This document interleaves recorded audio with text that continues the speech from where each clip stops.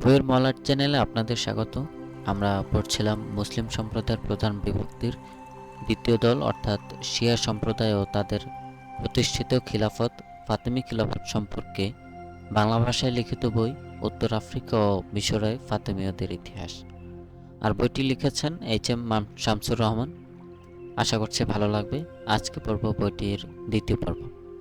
আপনাদের উৎসাহে বইটির বাকি পর্বগুলো দিতে আমাকে শক্তি যোগাবে, তাই সাবস্ক্রাইব, লাইক ও কমেন্ট করে পাশে থাকবেন। ধন্যবাদ।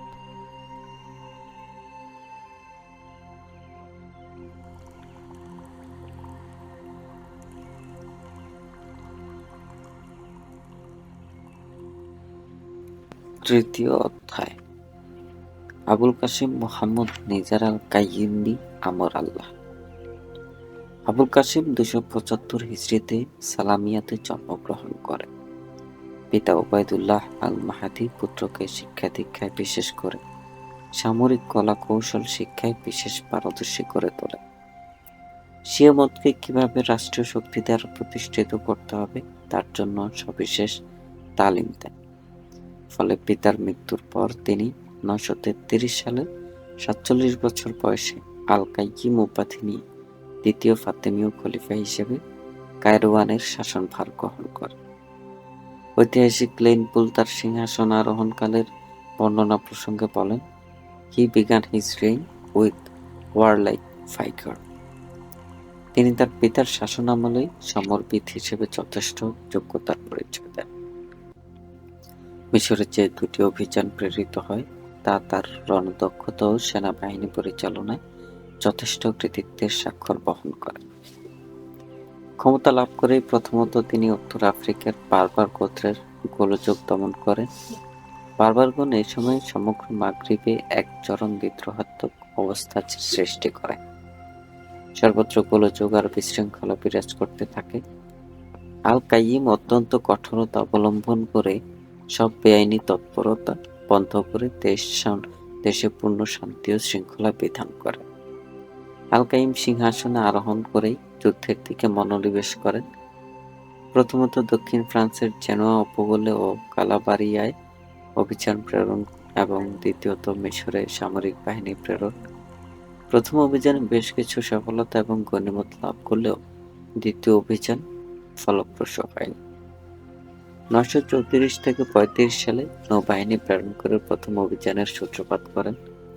উপকূলীয় বন্দর ও জাহাজ লুট, অগ্নিসংযোগ এবং বিস্তর সম্পদ ও ক্রীতদাসদাসী অপহরণ এই অভিযানের সাফল্য।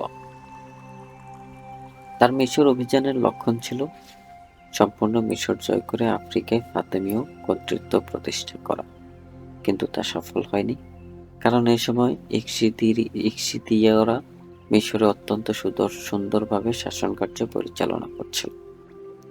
শান্তি শৃঙ্খলা রক্ষা, জনগণের উন্নতি, সেনাবাহিনীর ক্ষমতা বৃদ্ধি এবং দুর্বল আব্বাসীয়দের সম্মানকে পুনঃপ্রতিষ্ঠায় ইকশিদীয় শাসকের অবদান অত্যন্ত উল্লেখযোগ্য ছিল। আল কাইয়িম প্রেরিত ফাতেমীয় বাহিনীকে পরাভূত করার জন্য মিশরের আমিরের ভাই ওবায়দুল্লাহ 1500 অশ্বারোহী বাহিনী নিয়ে মোকাবিলা করেন।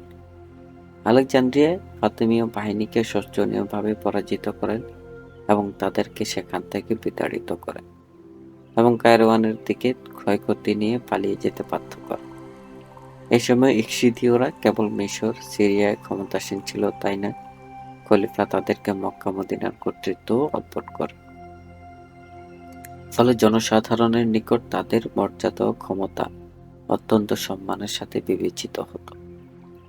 মিশরে আল কাইয়িমের ব্যর্থতার যে ক্ষত সৃষ্টি হয় তার থেকে আরো দগদগে ক্ষতস্থান থেকে রক্ত ঝরতে শুরু করে গোটা মরক্কো, বারবার অধ্যুষিত অঞ্চল ও তিউনিসিয়াতে। আরুস ও জাবের জিনাতা গোত্র এবং তার আশেপাশে খারেজিরা প্রবল আকারে বিদ্রোহের দামামা বাজিয়ে দেয়। এদের নেতা ছিলেন আবু ইয়াজিদ, যিনি শাইখুল মুসলিমিন উপাধি ধারণ করেন। তবে তিনি the man with an ash, গাধার সাথী মানুষটি নামে অধিক পরিচিত। এই আন্দোলনটি মূলত ছিল একটি জাতীয়তাবাদী আন্দোলন, কেননা ইতোপূর্বে যে জনপদ বিজয়ের সময় বারবারদের অবদান ছিল খুবই উল্লেখযোগ্য, অথচ সরকার বা রাষ্ট্র পরিচালনায় আরবদের অংশ ছিল সিংহভাগ। এজন্য তারা অত্যন্ত ক্ষুব্ধ ছিল। এবার আবার যখন নতুন করে ফাতেমীয়রা ক্ষমতা দখল করল, তখনও তাদের ভাগ্য সুপ্রসন্ন হলো না। তাই তাদের এই আন্দোলনটি ছিল তাদেরই দেশে, তাদেরই ভূখণ্ডে যারাই শাসনকার্য পরিচালনা করবে, সেখানে তাদের অংশগ্রহণ ও ভূমিকা থাকবে মুখ্য। এই উদ্দেশ্য সামনে রেখে ৩৩২ হিজরিতে আবু ইয়াজিদ জিনাতা গোত্র ও বারবারদের নিয়ে বিশাল এক সেনাবহর গড়ে তোলেন। অত্যন্ত গণজোয়ার সৃষ্টি করে উদ্দীপ্ত সেনাবাহিনী নিয়ে আবু ইয়াজিদ দ্রুত গতিতে বাঘাই, তাবাসা, মারমাজুনা এবং লারিবাস দখল করেন। অবশ্য এসব রণ অভিযানে ফাতেমীয়রা নীরবে বসেছিলেন না। এই অভিযাত্রাকে বাধা দিতে ফাতেমীয় সৈন্যরা বাজাতে প্রতিরোধ করলে বিফল হয়। এই প্রবল অভিযান বেদুইন এবং বারবার উপজাতিকে অভিন্ন স্বার্থে পুনরুদ্ধিত করে। তাদের স্বাধিকার আদায়ে জীবনপণ সংগ্রামের চেতনা যেন উপচে পড়ে। ফাতেমীয় বাহিনীকে পরাভূত করার ফলে জিনাতা গোত্র, আরুসের হাওয়ারেস গোত্র এবং আরও অনেকে আবু ইয়াজিদের নেতৃত্বে সমাবদ্ধ হয়। বিশাল বাহিনী বেসামালভাবে কায়রোয়ানের দিকে প্রবল স্রোতসম ধাবিত হয়। এবার ফাতেমীয় সুশৃঙ্খল বাহিনীর নিকট আবু ইয়াজিদ পরাজয় বরণ করে। কিন্তু এই পরাজয় আবু ইয়াজিদ হতোদ্যম হননি, বরং পূর্ণ উদ্দীপনা নিয়ে আবারও সেনা সংগ্রহ ও প্রশিক্ষণে আত্মনিয়োগ করেন।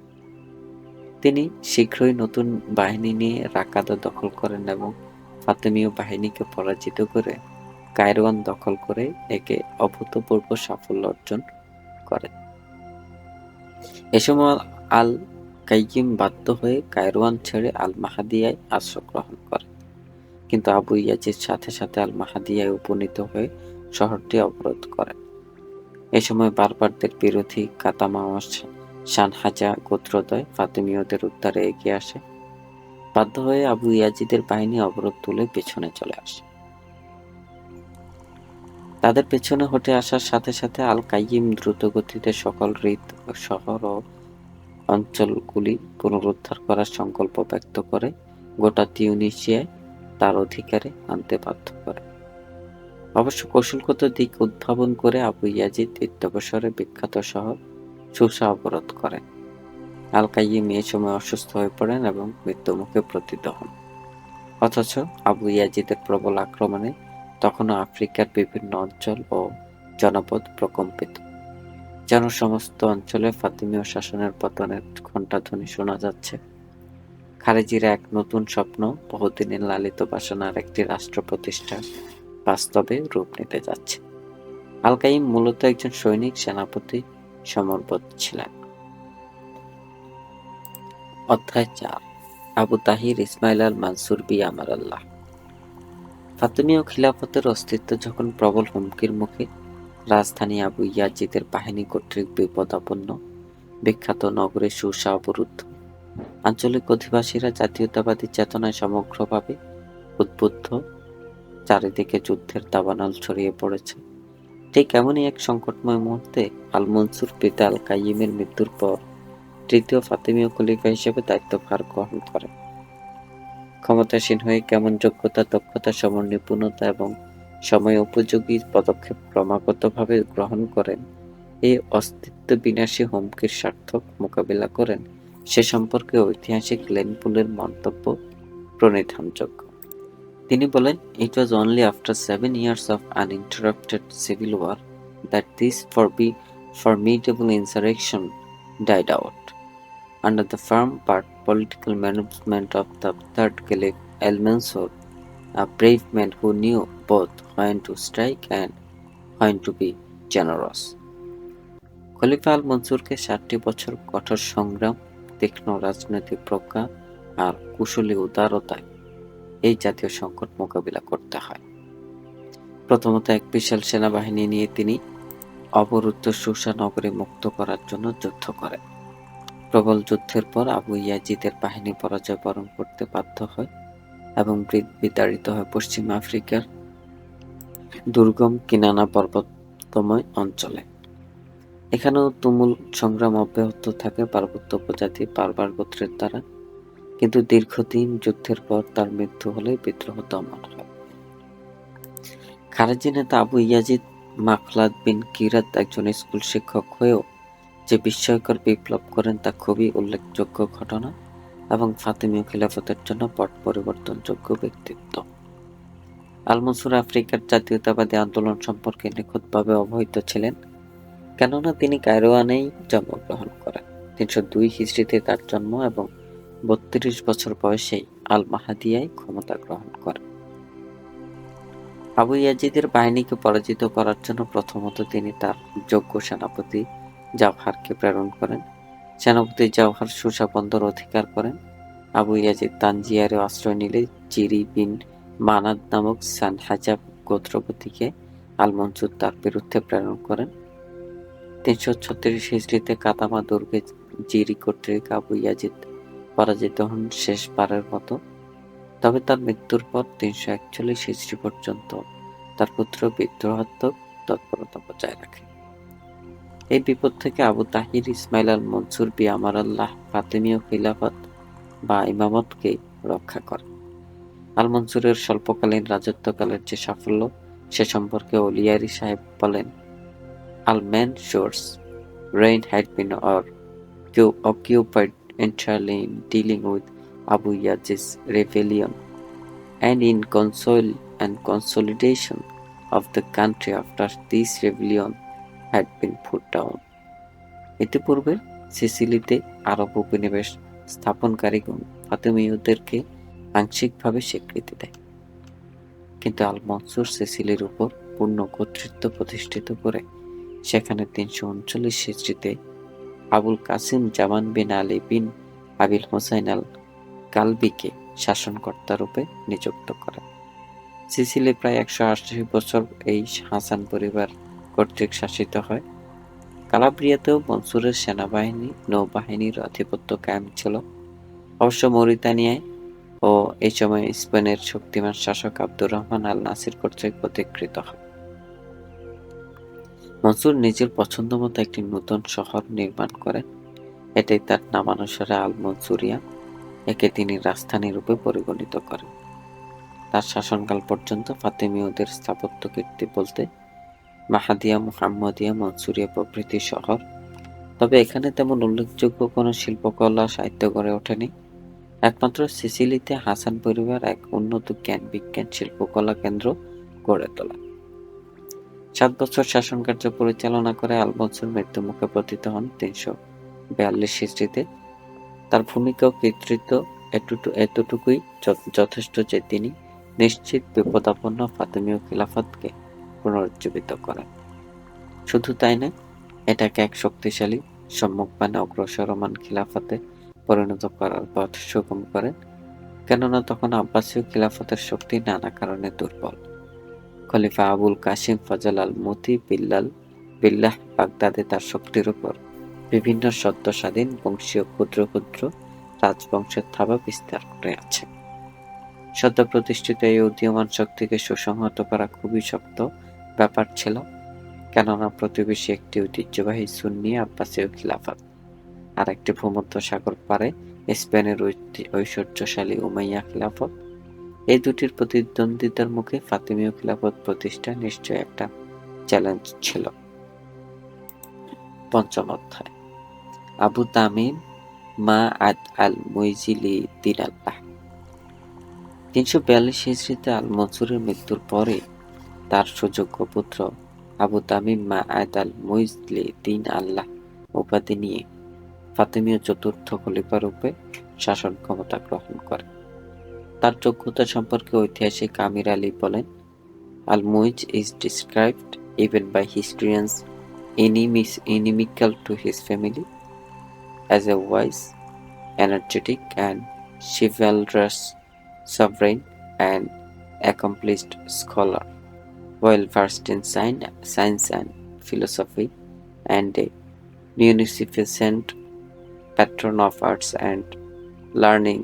He was unquestionable the Mamun of the West, and under him North Africa attained the highest pitch of civilization and prosperity. আল মুইজ সম্পর্কে সৈয়দ আমির আলী সাহেবের মন্তব্য খুবই উঁচু এবং গোটা ফাতিমীয় খিলাফতের গর্ব ও গৌরব রূপে সত্যায়িত। মুইজ সম্পর্কে লেনপুল বলেন, with the fourth caliph however Al Muizz the conqueror of Egypt, the Fatimids entered upon a new phase. He was a man of political temper, a born statesman, able to grasp the conditions of success and to take advantage of every point in his favor. He was also highly educated and not only wrote Arabic poetry and delighted in its literature, but studied Greek, mastered Berber and Sudani dialects, and is even said to have taught himself Slavonic. Lane-Poole সাহেব যে দৃষ্টিতে আল মুইজকে দেখেছেন তা যথার্থ, কেননা ইতিপূর্বে কোনো খলিফা সম্পর্কে এ ধরনের মূল্যায়নের অবকাশ ছিল না। ফাতিমীয় খিলাফতের সফল চিত্র মুইজ সম্পর্কিত উক্তিতে ধরা পড়ে। ঐতিহাসিক এরই অত্যন্ত সংক্ষিপ্ত ও সংযত মন্তব্য বলেন, Cultured literature man as the Fatimid Caliph was, he was also a most efficient organizer and was well served by officials whom he treated with generous confidence. সংগঠক, শিল্প সাহিত্যানুরাগী, শাসক রূপে আল মুইজের ক্ষমতা লাভ ফাতিমীয়দের জন্য স্মরণীয়। আমরা তার সময়ের উল্লেখযোগ্য দিকগুলি সংক্ষেপে আলোচনা করব। আল মুইজ 319 হিজরিতে মাহদিয়ায় জন্মগ্রহণ করেন। পিতা যদিও কীর্তিমান ছিলেন, তবুও পুত্রের সুশিক্ষাদান কার্যটি আদৌ অবহেলা করেননি।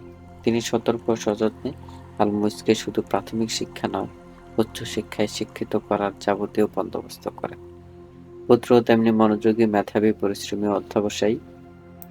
ফলে পিতা পুত্রের কামনা ও লক্ষ্য অভিন্ন উদ্দেশ্য সাধন। তিনি ভাষা শিক্ষায় এক কৃতিত্বের পরিচয় দেন যে আরবি, বার্বার, সুদানি, প্রাচীন ইতালীয়, গ্রিক এবং স্লাভ ভাষাগুলি সুন্দরভাবে আয়ত্ত করেন। শিল্প সাহিত্যে যে মধুরস সঞ্চিত তা তিনি পুরা মাত্রায় পান করার যোগ্যতা, ক্ষমতা ও মান অর্জন করেন। এদিক দিয়ে তিনি প্রাচ্যের বাগদাদ আর প্রাচ্যের কর্দোবার খ্যাতিমান বিদ্বান শাসকদের তুল্য। শুধু অক্ষরের মায়াবী জালে তিনি জড়িয়ে নিজেকে সুখী মানুষটি রূপে গড়ে তোলেননি। অস্ত্রবিদ্যায় সমকৌশল সুনিপুণভাবে আয়ত্ত করে রণক্ষেত্রে তার শক্তি, সাহস ও উদ্যমকে যথার্থ কাজে লাগানোর বিদ্যাটিও সযত্নে রপ্ত করেন। ওসি ও মসিতে যখন তিনি পারদর্শী পুরুষ অর্থাৎ 22 বছরের পূর্ণ যৌবনের অধিকারী, সে সময় ফাতিমীয় খিলাফতের সিংহাসনটি তাকে পেয়ে বলতে গেলে ধন্যই হলো। অথচ তখন সমস্যা চারদিকে যেন ছড়িয়ে, মাটি, মানুষ, মন, অস্ত্র, অক্ষর, ইট, পাথর আর আশা আকাঙ্ক্ষা যেন ইতস্তত অধীর হয়ে তাকে ডাকছে। সঠিকভাবে, সঠিক সময়ে, সঠিক বিষয়ে উপযুক্ত ব্যবস্থা গ্রহণে এখনই হাত লাগাতে হবে। আল মুইজ তার কর্মপন্থা স্থির করে ফেলেন। তার কার্যক্রম নির্ধারিত করেন নিম্নলিখিত বিষয়গুলির উপর: ক. আল মাগরিবে পূর্ণ শান্তি প্রতিষ্ঠা। খ. স্পেনের শক্তিশালী শাসক আব্দুর রহমান আল নাসির প্রতিকৃত আফ্রিকীয় অঞ্চলে কর্তৃত্ব প্রতিষ্ঠা। ক্রিট ও সিসিলিতে ফাতিমীয় ক্ষমতা সুদৃঢ়করণ এবং তার জীবনের উল্লেখযোগ্য কীর্তি মিশর বিজয় করা। প্রথমত, তার এই কার্যগুলিকে সাফল্যের সাথে সম্পাদনের জন্য প্রয়োজন এক সুশিক্ষিত, সুদক্ষ ও সুশৃঙ্খল সেনাবাহিনী, যারা স্থলে ও নৌপথে যুগপথ সফল আক্রমণে অবিচল। এ লক্ষ্যে সেনাবাহিনীকে পুনর্গঠিত করেন, দুর্গগুলি পুনঃসংস্কার করেন, নতুন যুদ্ধ জাহাজ নৌবহরে সংযোজিত করে এর ক্ষমতা বৃদ্ধি করেন। তাছাড়া জনসমর্থন লাভের ও জনগণের আস্থা অর্জনের মানুষে তিনি ফাতিমীয় শাসিত অঞ্চলগুলি ব্যাপক সফর করেন। জনকর্মচারী ও জনকর্মকর্তাদের চাহিদা ও অভিযোগ সম্পর্কে সঠিকভাবে অবহিত হন। তাদের সুখ, শান্তি, নিরাপত্তা ও উন্নতির জন্য প্রয়োজনীয় ব্যবস্থা অত্যন্ত ত্বরিত গ্রহণ করেন। গোত্রপতি, উপজাতি প্রধান এবং প্রাদেশিক শাসনকর্তাদের আনুগত সুদৃঢ়করণের পদ, পুরস্কার এবং প্রয়োজনীয় উপঢৌকনে তুষ্ট করেন। তার প্রাথমিক কার্যের পরও দেখা গেল যে আল মাগরিব অশান্তি ও বিদ্রোহাত্মক কার্যের পরিসমাপ্তি ঘটেনি। সামরিক হস্তক্ষেপ ব্যতীত এই অশান্ত বারবার গোত্রগুলিকে বশে আনা সম্ভব। এই কাজটি সুন্দরভাবে সম্পন্ন করেন তার দক্ষ সেনাপতি আবু হাসান জাওয়াহর বিন আবদুল্লাহ।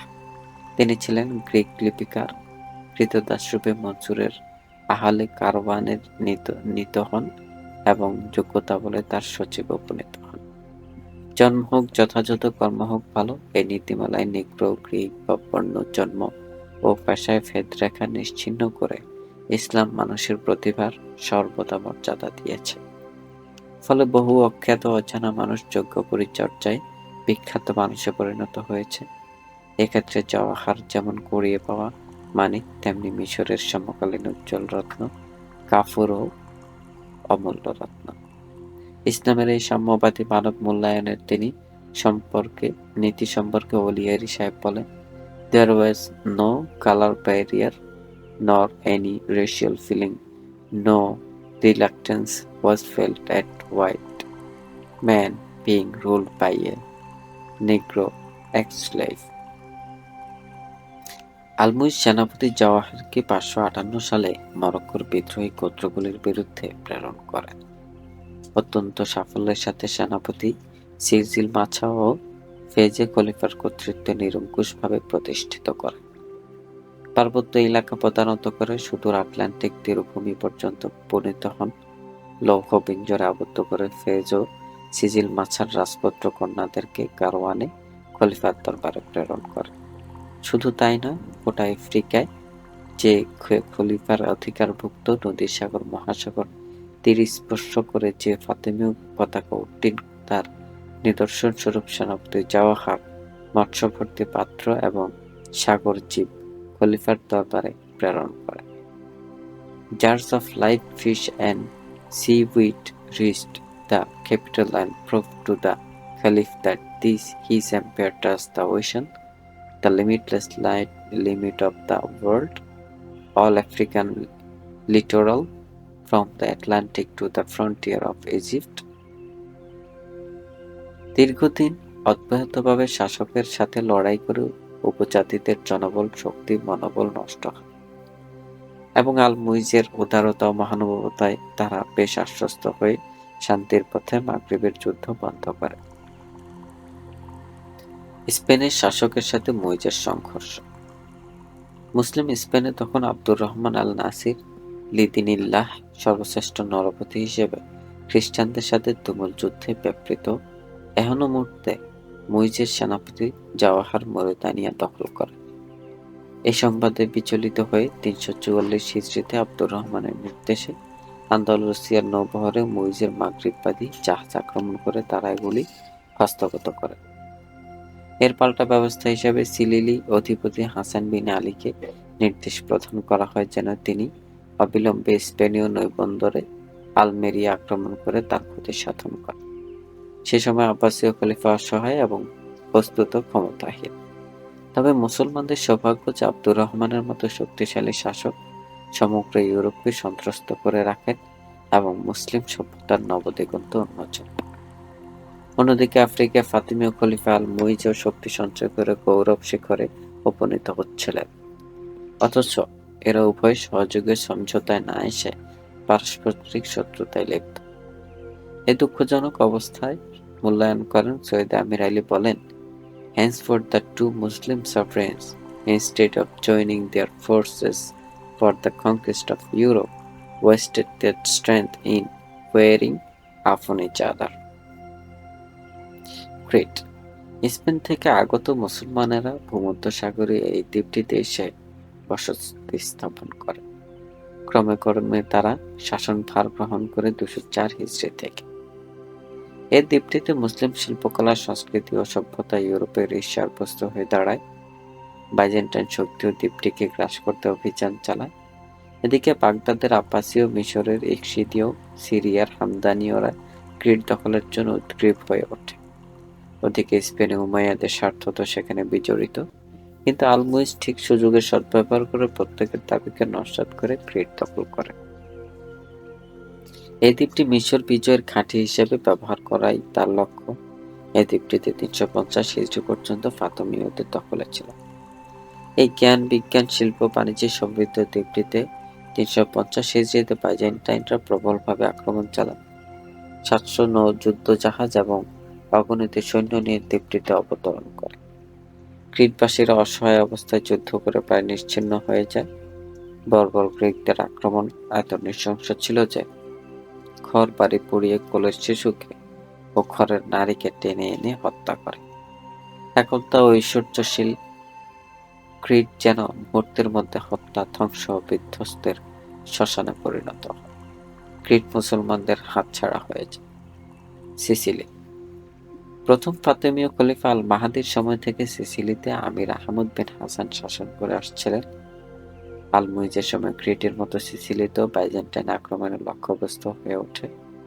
তারা সেখানে বেশ কটি স্থানে ঘাঁটি স্থাপন করে মুসলমানদের হয়রানি ও নির্যাতন করতে থাকে। আহমদ বিন হাসান বাইজেন্টাইনদের বিরুদ্ধে ব্যবস্থা গ্রহণ করেন। এ সময় গ্রিকদের সাহায্যের জন্য বেশ কটি জাহাজ বোঝাই সৈন্য সিসিলিতে আসে। শাসনকর্তা আহমেদের প্রবল আক্রমণের মুখে তারা পরাজিত হয়ে জাহাজে আশ্রয় গ্রহণ করে। জাহাজগুলি পলায়নরত অবস্থায় আক্রমণ করে ডুবিয়ে দেওয়া হয়। 350 হিজরিতে সমগ্র দ্বীপে ফাতিমীয় শাসন কায়েম হয়। 484 হিজরি পর্যন্ত সিসিলি ফাতিমীয়দের অধিকারে থাকে। অতঃপর নরম্যানরা এটা দখল করে নেয়। মুসলিম শাসন আমলে সিসিলি খুবই উন্নত এবং সমৃদ্ধ ছিল। Sicily has never been so prosperous as under the Calvite emirs. Moscow's colleges and schools sprang up on all sides. Learning and arts were patronized and the people prospered. The University of Medicine at Palermo rivaled those of Baghdad and Cordoba. উত্তর আফ্রিকায় ক্রিট, সিসিলির বিষয়গুলি আর আল মুইজের জন্য কোনো দুশ্চিন্তার কারণ রইল না। এবার তিনি দৃষ্টি নিবদ্ধ করলেন মিশর বিজয়ের দিকে। মিশর বিজয় ফাতেমীয়দের বহুদিনের স্বাদ ও স্বপ্ন। তার পূর্বপুরুষদের যেমন বাসনা ছিল মিশর বিজয় করা এবং এর জন্য বেশ কটি অভিযানও প্রেরণ করা হয়েছিল, তেমনি প্রবল আকাঙ্ক্ষা আল মুইজের কেমনভাবে মিশরে তার শাসন প্রতিষ্ঠিত হবে। কারণ মরক্কো হতে মিশর পর্যন্ত যে বিস্তৃত অঞ্চল তা যেমন অর্থকরী নয় তেমনি জনগণ দুর্বিনীত ও অশান্ত। পাহাড় পর্বত, বনানী আর মরুভূমি শাসন করে উন্নত সভ্যতা সৃজন বা লালন খুবই কঠিন ব্যাপার। জনসম্পদের সমৃদ্ধ জনবল ও সভ্যতার লালনভূমি মিশর বিজয় যেন ফাতিমীয়দের জন্য অপরিহার্য ছিল। Egypt, its wealth, its commerce, its great port and its docile populations, these were his dream. মিশর বিজয়ের পটভূমি। গ্রিক ও রোমানদের রাজত্বে মিশর ছিল প্রাচীন সভ্যতার লালনভূমি। ইসলামের ইতিহাসের সাথে মিশর ওতপ্রোতভাবে জড়িত। হযরত ইব্রাহিম, হযরত ইউসুফ, হযরত মুসা এবং নমরুদ ফেরাউনদের কাহিনী নিয়ে মিশর যুগে যুগে অনেক কৌতূহল সৃষ্টি করেছে। নীল নদার পিরামিডের দেশ মিশর, ফলে মুসলিম সভ্যতার বহুলাংশ জুড়ে মিশর গবেষকদের নিকটতর। খোলাফায়ে রাশিদিনের দ্বিতীয় খলিফা হযরত ওমরের সময় হযরত আমর বিন আল আস কর্তৃক মিশর বিজিত হয় 640 সালে। খোলাফায়ে রাশিদিন উমাইয়া ও আব্বাসীয়দের শাসনামলে মিশর একটি গুরুত্বপূর্ণ প্রদেশ হিসেবে পরিগণিত। মদিনা, দামেস্ক ও বাগদাদ এই উর্বর ভূমি হতে প্রচুর রাজস্ব সংগ্রহ করত। আব্বাসীয় খলিফাদের দুর্বলতার সুযোগে মিশরে স্বাধীন, তুলনীয় ও ইকশিদীয় বংশীয় শাসন চলায়। আল মুইজ যখন ফাতেমীয় খলিফা তখন মিশরে ইকশিদীয় শাসন। 335 হিজরিতে শক্তিশালী শাসক ইকশিদীয় মুহাম্মদ বিন তুহুজের মৃত্যু হলে তার 15 বছরের পুত্র আবুল কাসিম আনজির শাসক হয়। কিন্তু তার অল্প বয়সের সুযোগ নিয়ে আবুল মিস্ক কাফুর নামক এক কৃষ্ণকায় ক্রীতদাস খোঁজা নিজ যোগ্যতা ক্ষমতা বলে রাজ্যের প্রশাসকের নিয়ন্ত্রক হন। তিনি পরবর্তী অবস্থাকে অত্যন্ত সাফল্যের সাথে মোকাবিলা করে মিশরের শাসন ব্যবস্থাকে সঠিক রাখেন। 22 বছর ধরে রাজ্য শাসনে মিশরবাসী তার প্রতি নিতান্ত প্রসন্ন ছিল। কাফুরের মৃত্যুর পর মিশর এক নৈরাজ্যে পরিণত হয়। পরবর্তী শাসক মিশরকে শান্তি শৃঙ্খলায় আনতে ব্যর্থ হয়। প্রাসাদ ষড়যন্ত্র চরমে পৌঁছে। রাষ্ট্রের ট্রেজারির বিপুল অর্থ আত্মসাৎ ও পাচার হয়। দেশে প্লাবন, অজন্মায় দুর্ভিক্ষ দেখা দেয় এবং প্লেগ ও মহামারীর ফলে মিশরের জনমনে হাহাকার বিরাজ করতে থাকে। দেশের মানুষ কোনো অবস্থাতেই শাসকদের ভিন্নধর্মী আচরণে খুশি ছিল না।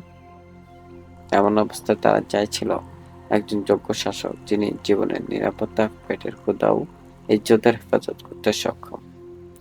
বৈদেশিক যেকোনো হামলা প্রতিহত করার মতো অবস্থায় মিশরের ছিল না।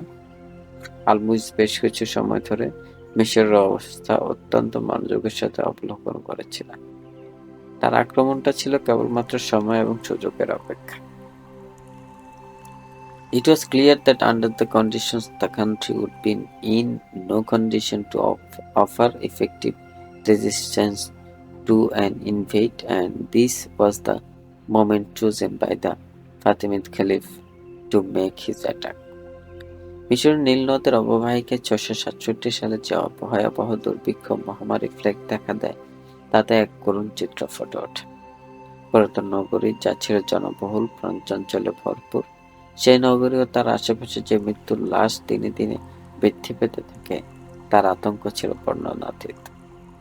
এই ভয়াবহ দুর্ভিক্ষে ও প্লেগে 6 লক্ষ মানুষের প্রাণহানি করে, যা ছিল চরণাতীতকালের রেকর্ড। এই অসহায় অবস্থায় অনেকে মিশরে গোপনে ফাতেমীয় দায়ী বা প্রচারক দল ও গুপ্তচর বাহিনীও তৎপর ছিল। তারা সময় মতো সংবাদ আল-মুইজকে সরবরাহ করতেন। সংবাদ পরিবেশকদের মধ্যে মধ্যমণি ছিলেন ইয়াকুব বিন কেল্লিস, যিনি একজন ইহুদি ছিলেন। পরে তার মত পরিবর্তন করে কাফুরের খুবই আস্থাভাজন অন্তরঙ্গ মিত্রে পরিণত হন। কাফুরের পর উজির ইবনে ফুরাত তার প্রতি নাখোশ হয়ে তাকে বহিষ্কার করেন, কিন্তু তিনি ছিলেন মিশরের সঠিক সংবাদের বিশ্বস্ত সূত্র।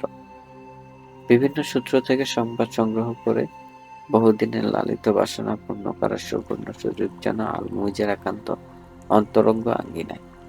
তিনি প্রায় 2 বছর ধরে মিশর অভিযানের যে ব্যাপক প্রস্তুতি নিয়েছিলেন, তার সমাপনী এখন সন্নিকটে। 356 হিজরি হতে কায়রোয়ান থেকে মিশর পর্যন্ত সড়ক নির্মাণ, কূপ খনন, সুবিধাজনক দূরত্বে বিশ্রাম নিবাস নির্মাণ ও এগুলি প্রায় সম্পন্ন।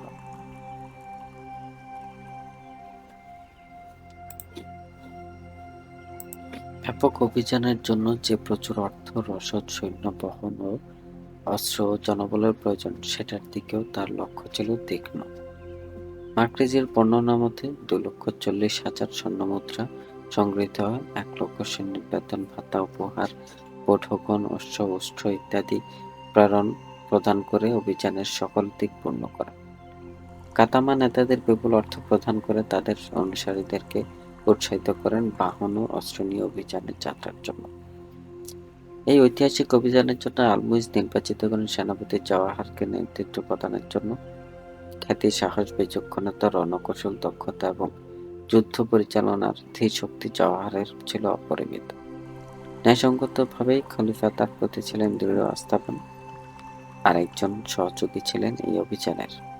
তার নাম ইয়াকুব বিন কিল্লিস, বাগদাদের অধিবাসী, ধর্মে ইহুদি, পরে ইসলাম গ্রহণ করেন। তার পিতা তাকে প্রথমে সিরিয়া, পরে মিশরে প্রেরণ করেন। মিশরে তিনি কাফুরের অন্তরঙ্গতা এবং বিশ্বাসতা অর্জন করে রাজ্যের কোষাধ্যক্ষের দায়িত্ব লাভ করেন। তার ইসলাম গ্রহণের সময় 356 হিজরি কাফুরের মৃত্যুর পর তার প্রতি দুর্ব্যবহার করা হয়। তিনি গোপনে পালিয়ে কায়রোয়ানে চলে আসেন এবং আল-মুইজের ঘনিষ্ঠতা অর্জন করে মিশর বিজয়ের পথকে ত্বরান্বিত ও সুগম করে দেন। তিনি সেনাপতি জাওয়াহারের দক্ষিণ হস্ত স্বরূপ কাজ করেন।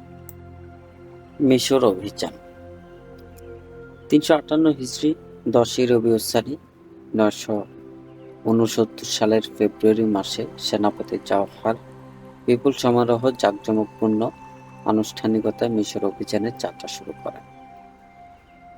যাত্রার মুহূর্তে খলিফার হস্তচুম্বন ও অশ্বের পদস্পর্শ করে তার আশীষ কামনা করেন। খলিফার নির্দেশে রাজপুত্র, আমির উমরা সহ সকল গণ্যমান্য ব্যক্তিবর্গ অশ্ব থেকে অবতরণপূর্বক সেনাপতির প্রতি শ্রদ্ধা প্রদর্শন কল্পে পদব্রজে কিছুদূর অগ্রসর হন। খলিফা তাকে বিপুলভাবে উপঢৌকনে ভূষিত করে বিদায় জানান। প্রাসাদে ফিরে তার পরিধেয় বস্ত্র সিলমোহর ব্যতীত সবই সেনাপতিকে প্রদান করে। এর ফলে সেনাপতির মর্যাদা সকল জনসাধারণ ও সৈন্যবাহিনীর মধ্যে বিশেষভাবে বৃদ্ধি পায়। উৎসাহ, অনুপ্রেরণা আর বিপুল উদ্যম ও দৃঢ় আত্মপ্রত্যয় নিয়ে সেনাপতি জওহার সৈন্যবাহিনী নিয়ে মিশর অভিমুখে যাত্রা করে। সেনাপতি প্রথমে আলেকজান্দ্রিয়া অবরোধ করলে অত্যন্ত নমনীয় শর্তে নগর অধিকৃত হয়। কোনো হত্যা, ধ্বংসযজ্ঞ বা পীড়ন হয় না, কেননা সেনাপতি তার বেতনভোগ সৈন্যদের শৃঙ্খলার প্রতি সতর্ক দৃষ্টি রাখেন। জওহারের মিশর অভিযানে ফুস্তাত শাসকদের মধ্যে চাঞ্চল্য সৃষ্টি করে। উজির ইবনে আল ফুরাত জনগণের জানমাল ইজ্জতের হেফাজত করার শর্তে সেনাপতিকে লিখবেন, এটাই সিদ্ধান্ত হয়। সাথে সাথে জনৈক প্রখ্যাত আমির আবু জাফর বিন উবাইদুল্লাহ, যিনি আলী বংশীয়, তিনি স্বয়ং সেনাপতি জওহারের নিকট গিয়ে জনগণের নিরাপত্তার নিশ্চয়তা চাইবেন। সে মতে প্রতিনিধি 18 রজব 358 হিজরি আলেকজান্দ্রিয়া অদূরে তারুজাতে সেনাপতি জওহারের সাথে সাক্ষাৎ করেন। সেনাপতি তাদের কথা শুনে নিঃসংকোচিত্তে সকল শর্তে সম্মত হয়ে একটি লিখিত নিরাপত্তানামা প্রদান করেন। সাথী সাবানের প্রতিনিধিরা ফুস্তাতে প্রত্যাবর্তন করেন। ইবনে ফুরাত সেনাপতি লিখিত দলিল সকলের নিকট ব্যক্ত করেন এবং কিছুদিন ধরে আলোচনা চলতে থাকে। এদিকে অনেকে আসন্ন নতুন ফাতিমীয় শাসনে আপন আপন ভাগ্য খেলার অপেক্ষায়। তবে শেষ ইকশিদীয়রা আদৌ এমনভাবে পরাজয় মেনে নিয়ে মিশরকে আক্রমণকারীর হাতে তুলে দেবার পক্ষে ছিল না। তারা বাধা দিতে চাইলেও সম্পদ লুকিয়ে রাখল। এদিক সাধারণ মানুষ দারুণ আতঙ্কে দিন কাটাতে লাগলো। প্রতিরোধকল্পে মিশরীয় বাহিনীর নেতৃত্বকারী সেনাপতি নাহবির মুইজাই গিজায় উপস্থিত হলেন সেতু প্রহরা। 12 শাবানে সেনাপতি জওহার মিশর সীমান্তে এসে শুনলেন প্রতিরোধ অভিযানের কথা। কিছু খণ্ডযুদ্ধ হলো, কিন্তু তা তেমন উল্লেখযোগ্য নয়। সেনাপতি জওহার বীর বিক্রমে প্রতিরোধ পুঞ্জ ভেঙে ফুস্তাতে প্রবেশ করার জন্য উদ্যত। এমন সময় আবু জাফর আবার এক প্রতিনিধি দল প্রেরণ করলেন ফাতেমি সেনাপতির প্রদত্ত পূর্ব দলিলকে নবায়ন করার জন্য। সেনাপতি সদয় সম্মতি দিলেন পূর্ণ নিরাপত্তার। তিনি সকল গণ্যমান্য উচ্চপদস্থ কর্মচারী, শরীফ, পণ্ডিত এবং ব্যবসায়ীদেরকে গিজায় আসার অনুরোধ করেন। একটি ঘোষণা সকলকে জানিয়ে দেয়া হয় যে উজির ইবনে আল ফুরাত ও শরীফ আবু জাফর ব্যতীত সকলে অশ্ব থেকে অবতরণ করে সেনাপতি জওহারকে অভিবাদন জানাবেন। এই আনুষ্ঠানিকতা শেষে প্রতিনিধিবর্গ নগরে প্রবেশ করেন এবং সৈন্যরা তল্পিতল বসাও নগরে প্রবেশ করেন। আসর সালাত শেষে সেনাপতি জওহার দন্দুভি বাজিয়ে পতাকা উড়িয়ে স্বর্ণতন্তু অলঙ্কৃত রেশমি পোশাকে আবৃত হয়ে ক্রিম কালার অশ্বে আরূঢ় হয়ে বিজয়ী বেশে ফুস্তাত নগরীতে প্রবেশ করেন। নগরীর সোজা সড়ক দিয়ে ঢুকে উত্তর পূর্ব কোণে তাঁবু স্থাপন করেন। সন্ধ্যার পর 1200 গজ চৌকোনাকৃতি রেখায় একটি নতুন নগরীর ভিত্তি স্থাপন করেন। সেই সময় জ্যোতিষ বিজ্ঞানের গ্রহণ নক্ষত্রে শুভকর্মের নির্ধারণী নিয়মে যে নক্ষত্র উদিত হয় তারই নামে এই নতুন নগরের নামকরণ করা হয়। মার্স বা মঙ্গলকে আরবিতে আল কাহির বলা হয়। এটাকে আল কাহির আল মাহারুসাও বলা হয়, বা মঙ্গলের প্রহরাধীন নগরী। আল কাহিরেই আজকের কায়রো নগরী, মিশরের রাজধানী। ফুস্তাত পুরাতন আজব নগরী 21 হিজরিতে নির্মিত। নতুন নগরীর গোড়াপত্তনের পর ধীরে ধীরে পুরাতন ফুস্তাতের বসতি নতুন নগরে স্থানান্তরিত হয়। ফুস্তাতে জওহার বাহিনীর প্রবেশ ও নগরবাসীর সাধারণ ক্ষমা ঘোষণাকে সকলের স্বস্তি ও উৎফুল্লের সাথে গ্রহণ করে এবং তারা আনন্দের সাথে যারা নতুন বাহিনীকে প্রতিরোধ করতে আগ্রহী ছিল তাদের অনেক নেতাকে হত্যা করে কর্তৃত মস্তক জওহারের নিকট প্রেরণ করে। The Fatimid general entered the capital without opposition, and on the 15th of Shaban 358 AH read the khutbah in the public mosque in the name of Muij. এই নজিরবিহীন বিজয়ের শুভবার্তা সেনাপতি জাওহার খলিফা আল মুইজকে প্রদান করেন। খলিফার স্বাদ আর আশা এবার ১৬ গলায় পূর্ণ হল। জাওহার এবার সুন্নি খিলাফতের যাবতীয় আনুষ্ঠানিক নিয়ম পদ্ধতি পরিবর্তন করার হুকুম জারি করলেন। পৌনে ৪০০ বছরের রেওয়াজ পদ্ধতি পাল্টে গেল। আব্বাসীয় খলিফার নাম খুতবা ও মুদ্রা থেকে মুছে ফেলা হলো।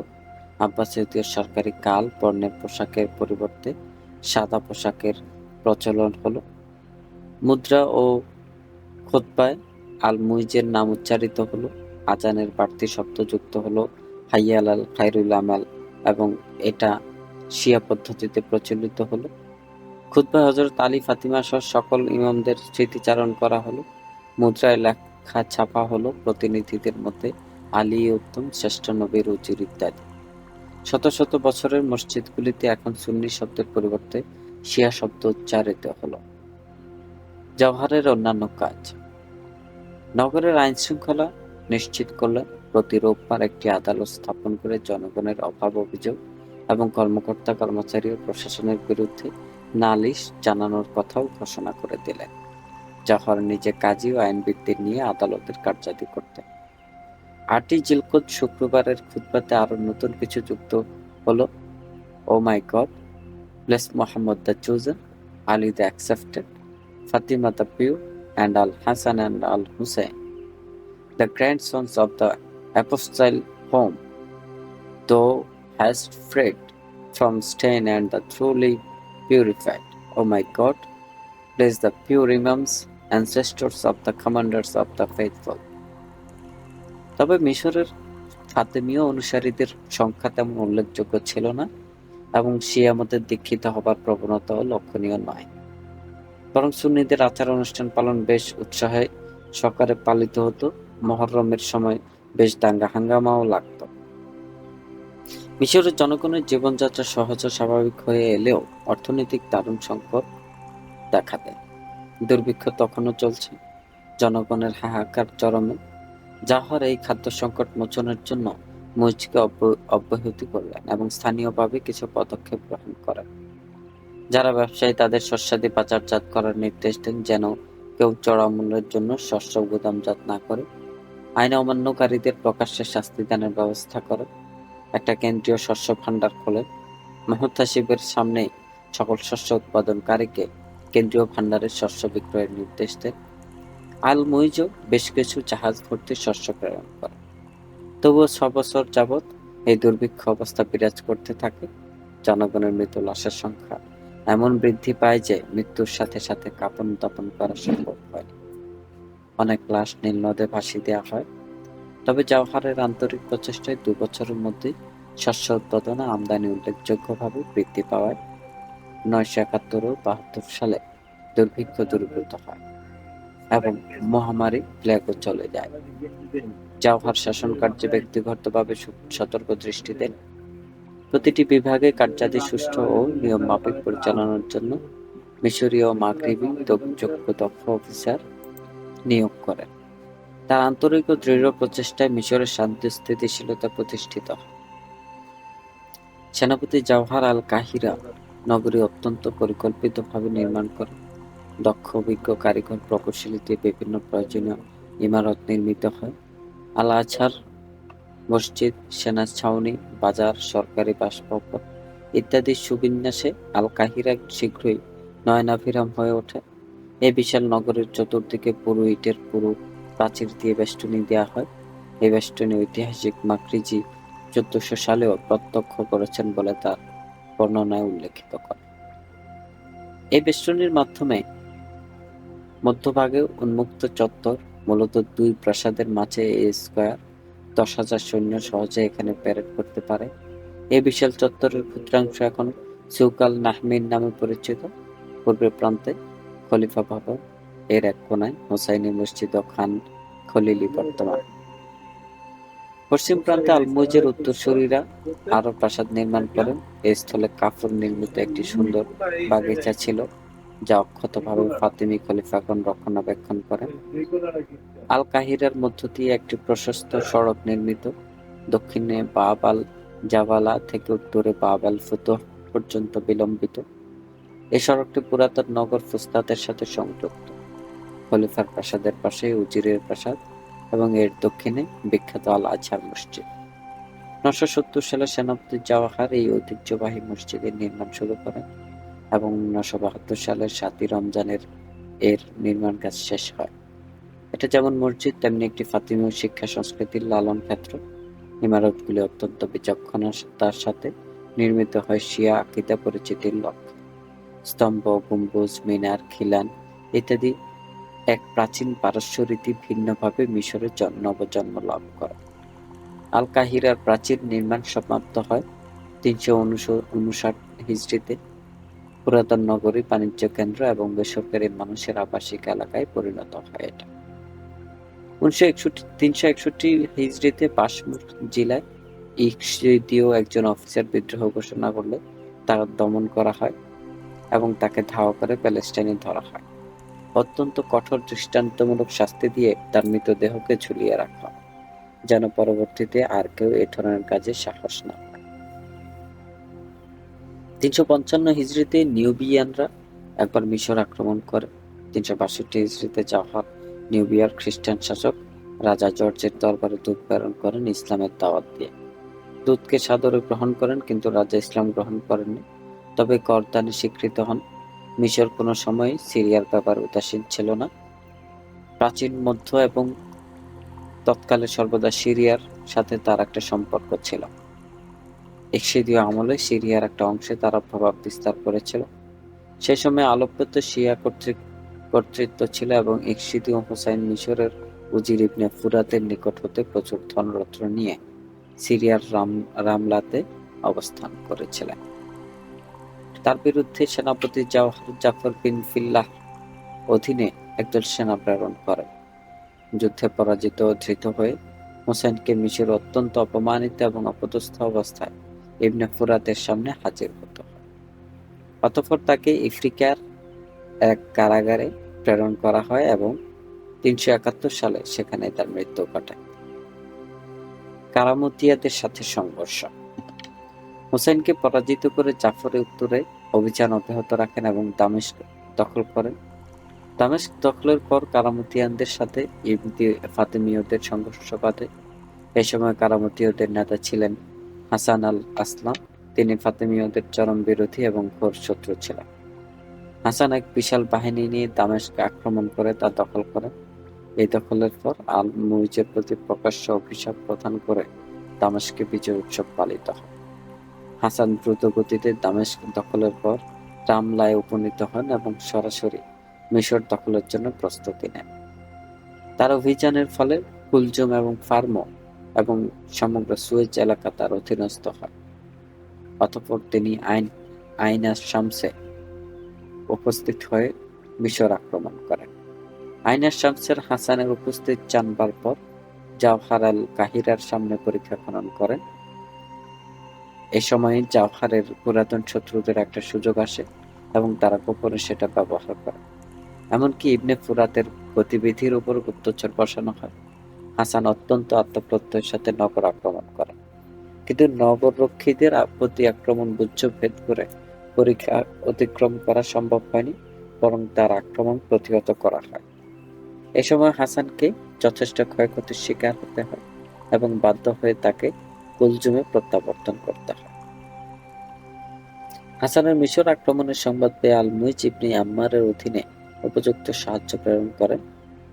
খলিফা প্রেরিত সাহায্যপুষ্ট হয়ে জাওহার হাসানের পশ্চাদ্ধাবন করেন।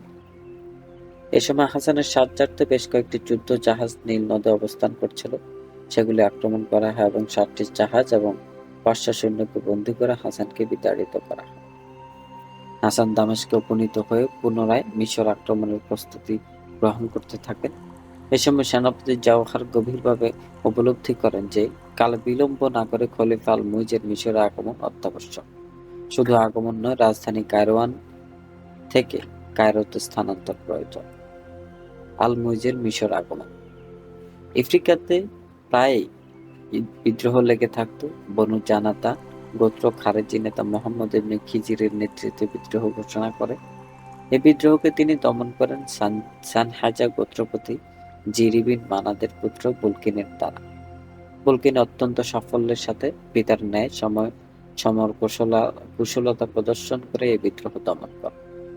আলমুইজ উত্তর আফ্রিকার সামরিক প্রশাসনিক সমস্ত বিষয়গুলি পর্যালোচনা করে সিদ্ধান্ত নিলেন যে তার আর মিশর বিলম্ব করা উচিত নয় এবং এই অঞ্চলের শাসনভার বুলকিনের উপর ন্যস্ত করলে কোনো প্রকারের আশঙ্কার কারণ থাকবে না। কায়রো ত্যাগ করার প্রাক্কালে বুলকিনকে শাসনকর্তা নিয়োগ করে তিনি কিছু গুরুত্বপূর্ণ উপদেশ দেন। তা হলো, বেদুইন আরবদের প্রতি সতর্ক দৃষ্টি দেবে, বার্বারদের প্রতি তলোয়ার সর্বদা উন্মুক্ত রাখবে, কখনো কর্তৃত্বপূর্ণ পদে আপন ভাইকে বসাবে না, কেননা তারা তোমার পদের অংশীদারিত্ব দাবি করবে, নগর ও শহরবাসীদের প্রতি সদাচরণ করবে। কায়রোয়ান থেকে যাত্রা করে ভূমধ্যসাগরীয় দ্বীপ সার্দিনা ও সিসিলি সফর করেন। অতঃপর লিবিয়ার ট্রিপলি হয়ে মিশরের আলেকজান্দ্রিয়াতে উপস্থিত হন। তার এই সফরে বিখ্যাত কবি ইবনে হানি ও অর্থনৈতিক উপদেষ্টা ইয়াকুব বিন কিলিস সাথে ছিলেন। আলেকজান্দ্রিয়াতে ফুস্তাতের এক গণ্যমান্য প্রতিনিধি দলের সাক্ষাৎ পান, যার নেতৃত্বের ফুস্তাতের কাজী ছিলেন। আলমুইজের সংলাপ ও আচরণে তারা বিমুগ্ধ হন। 1 মাস পর সেখান থেকে তিনি শহরে অর্থাৎ আল কাহিরে প্রবেশ করেন। যদিও তার সম্মানে পুরাতন ফুস্তাত নগরী আলোকমালায় সজ্জিত করা হয়, তথাপিও তিনি সেখানে অবস্থান না করে স্ত্রী, পুত্র, ভ্রাতা, স্বজন ও আমির উমরা সহ নবনির্মিত খলিফার প্রাসাদে উপনীত হন। এখানে আগমনকালে তিনি তার পূর্বসূরি 3 জন খলিফার কফিন সাথে করে আনেন এবং তা 2টি হাতির পিঠের উপর প্রথম সারিতে রেখে রাজকীয় সম্মান প্রদান করেন। তারপর ঈদুল ফিতরের দিন নবনির্মিত আল আজহার মসজিদে ঈদের সালাত আদায় করেন। অতঃপর পূর্ণ শান শওকত ও মর্যাদায় অভিষিক্ত হয়ে তিনি রাজ্য শাসনে মনোনিবেশ করেন। তবে খুব বেশি দিন তিনি নতুন নগরীর আল কাহিরে শান্তিতে অবস্থান করতে পারেননি। দুর্বিনীত কারামতীয়রা আবার মিশর অভিযান শুরু করে। কারামতীয়দের সাথে সন্ধির চেষ্টা করে হাসানকে একটা পত্র দেন আলমুজ। পত্রের উত্তর নিম্নরূপ: I have received the letter, full of words but empty of sense. I'll bring my answer. কারামতীয়দের পুনঃ আক্রমণ। 363 হিজরিতে কারামতীয়রা আবার মিশর আক্রমণের জন্য আইন আশ-শামসে হাজির হয়। খলিফা পুত্র আবদুল্লাহকে 4,000 সৈন্য দিয়ে পাঠালেন, আর হাসানের সেনাবাহিনীতে বনি তাই গোত্রকে সপক্ষে আনবার জন্য আলমুইজ তাদেরকে 1,00,000 দিনার উৎকোচ প্রদান করে। এই উৎকোচ বেশ ফল দেয়। যুদ্ধে তারা হাসানকে সাহায্য করেন, ফলে বিপক্ষ দলের তীব্র আক্রমণে হাসান পরাজিত হয়ে যান। তার তাঁবু লুট করা হয় এবং 1,500 সৈন্যকে হত্যা করা হয়। এ পরাজয়ের পর কারামতীয়রা আন্তঃকন্দলের ফলে আর একত্রিত হতে পারেনি। এরপর হাসান আল আসলাম মৃত্যুর মুখে পতিত হন। বাহরাইনে তার রাজ্য আর ভালোভাবে চলেনি, ফলে ফাতেমীয়দের বশ্যতা স্বীকার করতে তারা বাধ্য হয়। হাফতাকিনের সংঘর্ষ। কারামতীয়দের মোকাবিলা করার পর হাফতাকিনের সাথে আলমুইজকে শক্তি পরীক্ষায় অবতীর্ণ হতে হয়। হাফতাকিন বুইয়াদ সুলতান মুইজউদ্দৌলার তুর্কি কৃতদাস থেকে যোগ্যতা বলে সেনাবাহিনীতে অফিসার পদে উন্নীত হন। মুইজউদ্দৌলার পুত্র আজাদ-দৌলার সময়ে তিনি সেনা দলের নেতার উপর প্রতিষ্ঠিত হন। তুর্কি ও দাইলামিদের সাথে বাগদাদের বাইরে এক সংঘর্ষে সেনাবাহিনীর বিশ্বাসঘাতকতায় মাত্র 400 অনুগামী নিয়ে আত্মরক্ষার্থে পলায়ন করতে বাধ্য হন। প্রথমে ফুরাত কুলে রাবহাতে আশ্রয় নেয় এবং পরে সিরিয়ার দিকে যাত্রা করে। তার আগমনে সিরিয়াতে আরবরা শঙ্কিত হয়ে ফাতিমীয় শাসক ইবনে জাফরের সাহায্য কামনা করে। শাসনকর্তা তার বিরুদ্ধে যুদ্ধ করেন, কিন্তু আলেপ্পো থেকে প্রেরিত সাহায্য পেয়ে হাফতাকিন বেশ সুবিধাজনক অবস্থান নেন। পরে হাফতাকিন আলেপ্পোতে আমন্ত্রিত হন, কিন্তু সিরিয়ার অবস্থা তারা অনুকূলে হওয়ায় তিনি দামেস্ক দখল করলেন। কারামতীয়দের সাথে সমঝোতা করে হাফতাকিন সিরিয়ার পার্শ্ববর্তী অঞ্চলগুলি দখলের অভিযান শুরু করেন। এই সময় ফাতেমীয় বাহিনী খুবই নাজুক অবস্থায় পতিত হয়। ঠিক এমনই এক সংকটময় মুহূর্তে আলমুইজের মৃত্যু হয়। আলমুইজের শাসন ব্যবস্থা। প্রধান সেনাপতি বা সামরিক বাহিনী। আলমুইজের শাসনকালে সামরিক অভিযানের সাফল্য মূলত সেনাপতি জাওহারের কর্তৃত্বে নির্মিত। এই যোগ্য সেনাপতি যেমন আন্তরিকভাবে ফাতিমীয় শাসনকে সুপ্রতিষ্ঠিত করার জন্য চেষ্টা করেছেন, তাতে কেবলমাত্র ফাতিমীয় দায়ী আবু আবদুল্লাহ আল শাইর সাথেই তাকে তুলনা করা যেতে পারে। আবু আবদুল্লাহ আশ-শাই যেমন ফাতিমীয় ক্ষমতা প্রতিষ্ঠিত করেন, ঠিক তেমনি জাওহার ফাতিমীয় খিলাফতের ভিত্তিকে সুদৃঢ় এবং প্রতিপত্তি সম্প্রসারিত করে মর্যাদা বৃদ্ধি করে। জাওহারের প্রভাব এবং ক্ষমতা বৃদ্ধি পায় উত্তর আফ্রিকায় বারবারো খারিজি বিদ্রোহ দমনে, সিসিলিতে ফাতিমীয় ক্ষমতা সুপ্রতিষ্ঠায় এবং সফল মিশর বিজয়, স্পেন ও উমাইয়াদের সাথে শক্তি পরীক্ষায়ও তার কৃতিত্ব অনন্য। তার সর্বশ্রেষ্ঠ অবদান, যা যুগ যুগ ধরে সকলের নিকট স্মরণীয়, তা হল কায়রো নগরী এবং বিখ্যাত আল আজহার মসজিদ ও শিক্ষা কেন্দ্র প্রতিষ্ঠা। ফাতিমীয়দের প্রতি অবিচল বিশ্বস্ততা এবং ব্যর্থহীন আনুগত্য তার কার্যপ্রণালী বিশেষভাবে সমৃদ্ধ করেছে।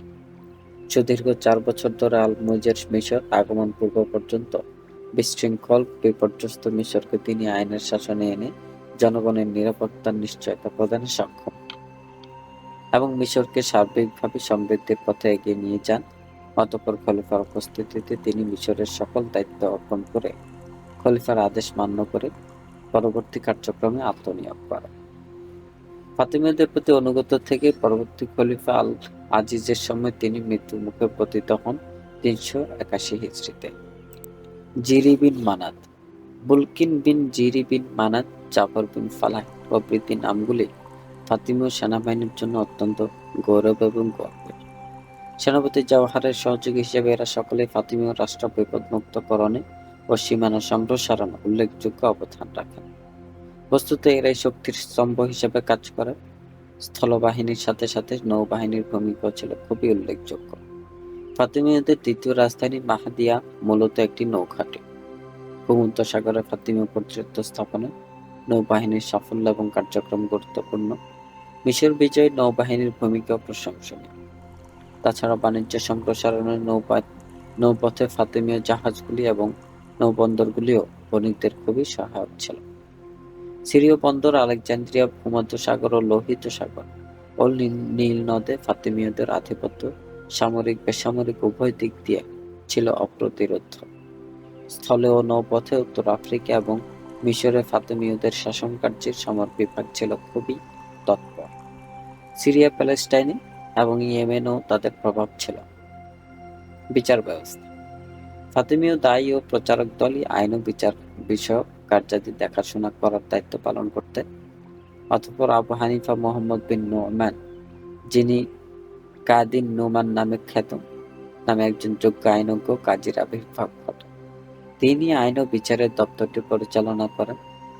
প্রথম 4 জন খলিফা আইন, ধর্ম এবং প্রশাসনের বিষয়গুলি কাদিন নুমানের পরামর্শ মোতাবেক সুরাহা করতেন। মিশর বিজয়ের পর পূর্বতন মিশরীয় কাজী, যিনি মিশর বিজয়ে যথেষ্ট সাহায্য করেন, তাকে শপথে বহাল রাখেন, অর্থাৎ তিনি প্রধান কাজী হিসেবে নিযুক্ত হন। তবে কাদিন নুমানের হাতেই সকল ক্ষমতা ছিল। ফাতিমীয়দের শাসন ক্ষমতা গ্রহণের পূর্বে উত্তর আফ্রিকা ও মিশরে মালিকি মাযহাবের আইন কানুন বলবৎ ছিল। ফাতিমীয়গণ এই আইনের বিশেষ বিশেষ ইসলামীয় মতবাদ সংযোজন করে চালু রাখেন।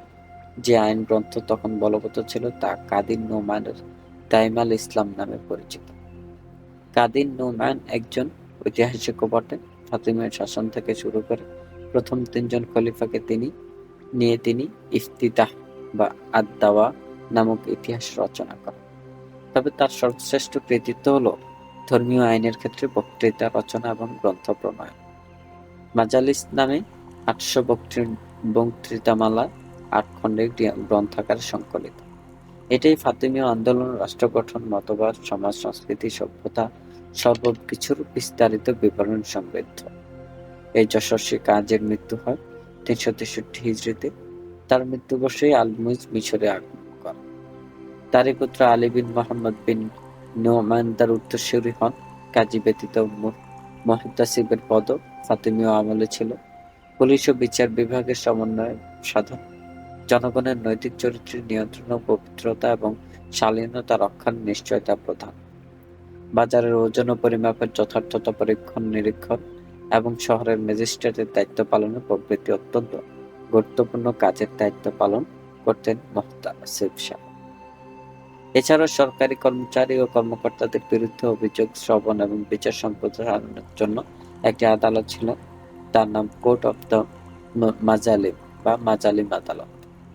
অনিয়ম অবিচার নিরসনের জন্য খলিফা স্বয়ং এই আদালতের বিচার কার্য করতেন।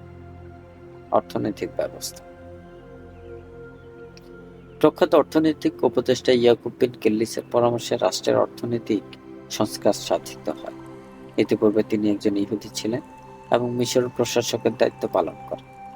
পরে উত্তর আফ্রিকা পলায়ন করে আল মুইজের দরবারে সাদরে গৃহীত হন এবং গোটা উত্তর আফ্রিকার অর্থব্যবস্থা তার উপর ন্যস্ত করা হয়। আল মুইজ মিশরে এলে মিশরের অর্থনৈতিক প্রশাসক আলী বিন ইয়াহিয়াকে তার পদে বহাল রাখেন, তবে পরামর্শ এবং নিয়ন্ত্রণ ক্ষমতা ইয়াকুব বিন কিল্লিসের হাতে থাকে। গোটা দেশের রাজস্ব, আয় নির্ধারণ, উৎপন্ন শস্যের উপর কর ধার্য, বাণিজ্য পণ্য আমদানি রপ্তানি এবং ক্রয় বিক্রয়, মূল্যের কর নির্ধারণ, সেনাবাহিনীর ব্যয়, ধর্মীয় প্রতিষ্ঠানের ব্যয়, রাষ্ট্রের সরকারি কর্মচারী বেতন ভাতা প্রভৃতির ব্যয় ইত্যাদি আয় ব্যয়ের একটা সুষ্ঠু নিয়ম পদ্ধতি ইয়াকুব বিন কিল্লিস অত্যন্ত দক্ষতার সাথে নির্ধারণ ও নিয়ন্ত্রণ করেন। তখনও আব্বাসীয় মুদ্রা সরকারি বৈধ মুদ্রা হিসেবে চলছিল, কিন্তু ইয়াকুব বিন কিল্লিস এটার পরিবর্তন করে নতুন ফাতিমীয় মুদ্রা প্রবর্তন করেন। এমন একজন সুদক্ষ অর্থনীতিবিদ পেয়ে ফাতিমীয় খলিফা সুষ্ঠুভাবে তার শাসন ক্ষমতা চালাতে সক্ষম হন। রাজ্যের সেনাবাহিনী ব্যয় যেমন প্রচুর, তেমনি ছিল নির্মাণ কার্য এবং রাজকীয় ব্যয়ের বহর।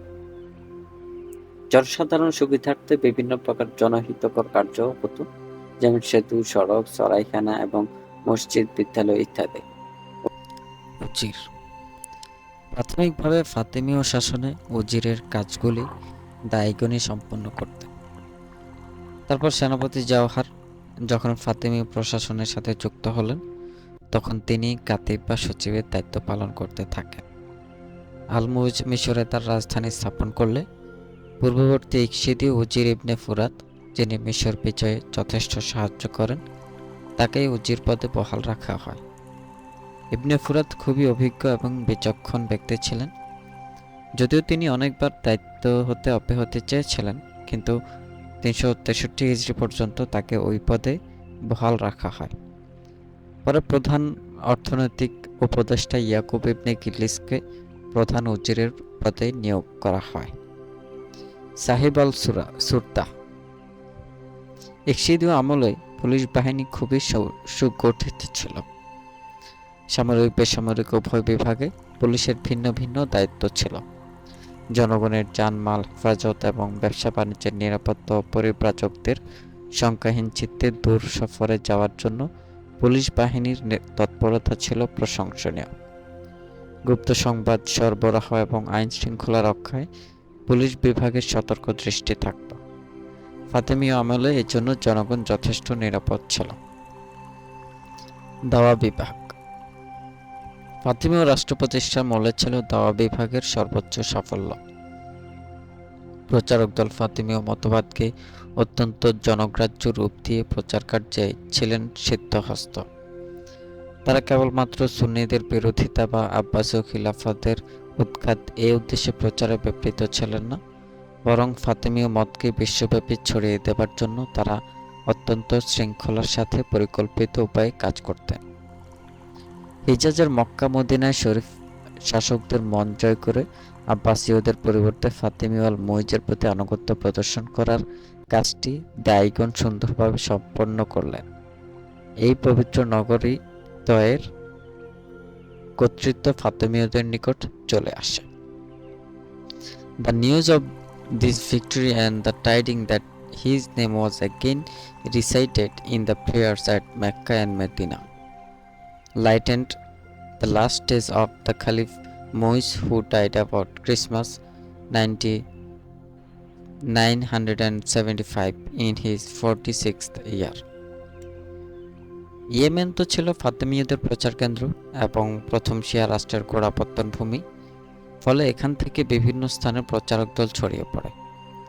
তারা পারস্য উপসাগর কূলে এবং ভারতবর্ষেও চলে আসে। ইয়েমেন থেকে দায়ী হাইসাম উত্তর ভারতে আসেন প্রচার কার্যে আল মাহাদির সময়। আল মুইজের সময় 343 হিজরিতে মুলতানে ফাতেমীয় মতবাদ অত্যন্ত সফলতা লাভ করে। অতঃপর সিন্ধু, দেবল, মানসুরা, থাট্টা ইত্যাদি অঞ্চলেও শিয়া আধিপত্য বিস্তার লাভ করে। অবশ্য পরে সুলতান মাহমুদ এই অঞ্চলগুলি সবই দখল করে শিয়া প্রভাব মুক্ত করেন। আল মুইজের সাংস্কৃতিক বিজয়। ফাতেমীয়গণ শহর বন্দর নির্মাণে বেশ অগ্রণী ভূমিকা পালন করেন। উত্তর আফ্রিকায় তারা মাহাদিয়া, মোহাম্মদিয়া ও মানসুরিয়া নগরের নির্মাণ করেন। মানসুরিয়াতে একটা সুরম্য সাগর প্রাসাদ নির্মাণ করেন। এই প্রাসাদের মধ্যভাগে ছিল বিরাট হ্রদ। তাছাড়া ৭৩,০০০ লিগ দীর্ঘ খাল খনন করে প্রাসাদের পানি সরবরাহ এবং কৃষিক্ষেত্রে পানি সেচের ব্যবস্থা করা হয়। মিশরে আল কাহিরা নতুন নগরী অত্যন্ত সুন্দরভাবে নির্মাণ করা হয়। এখানে আল আজহার মসজিদ, খলিফার প্রাসাদ, উজির প্রাসাদ, যুবরাজদের প্রাসাদ, সচিব, কাতিব, কায়েদ এবং ধনভাণ্ডার, অস্ত্রভাণ্ডার প্রভৃতি গুরুত্বপূর্ণ ইমারত নির্মাণ করা হয়। স্থাপত্য শিল্পে মুইজের অবদান উল্লেখযোগ্য। তিনি যেহেতু অনেকগুলি ভাষা জানতেন, তাই তার দরবারে অনেক জ্ঞানী গুণী মনীষীদের আশ্রয়স্থলে পরিণত হয়। শাস্ত্রজ্ঞ আবু হানিফা, মোহাম্মদ বিন নৌমান, জাফর বিন মনসুর আল ইয়ামান, কবি ইবনে হানি এবং খলিফা পুত্র তামিমের নাম বিশেষভাবে উল্লেখযোগ্য। ফাতেমীয় যুগে মিশরের প্রশাসনে শিয়া প্রভাব বেশ লক্ষণীয় হয়ে ওঠে। শুক্রবার ঈদুল ফিতর, ঈদুল আজহা, গাদিরে খুম ঈদ, ১০ই মহরম, পহেলা রজব, নীলনদের বন্যা উৎসব, বসন্তের নওরোজ প্রভৃতি আনন্দ উৎসবগুলি বেশ উৎসাহ উদ্দীপনায় পালন করা হতো। অন্যান্য ধর্মের বিদ্বান, জ্ঞানী এবং সাধারণ মানুষের প্রতি আলমুইজ খুবই উদার এবং সদয় ছিলেন। তার প্রধান চিকিৎসক মুসা বিন গাজাল ইহুদি আর বিজ্ঞানী সাদিক বিন বিত্রিক খ্রিস্টান ছিলেন। যা হোক, দীর্ঘ ২২ বছর সাফল্যের সাথে আলমুইজ রাজত্ব করে ফাতেমীয় শাসনকে এক নবযুগের উন্নত সোপানে উন্নীত করেন।